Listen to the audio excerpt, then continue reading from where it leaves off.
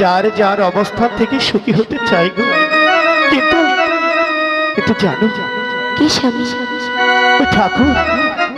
ওই ঠাকুর কি সবার ভাগ্যে সে সুখ লিখে থাকে? তুমি বলো, সবাই তো সুখী হতে চায়, স্বামী কেউ সুখী হয় কেউ হয় না,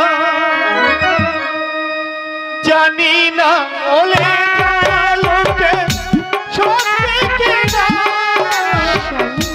জানি না বলে লোকে সত্যি কিনা, কপালে সবাই তো সুখী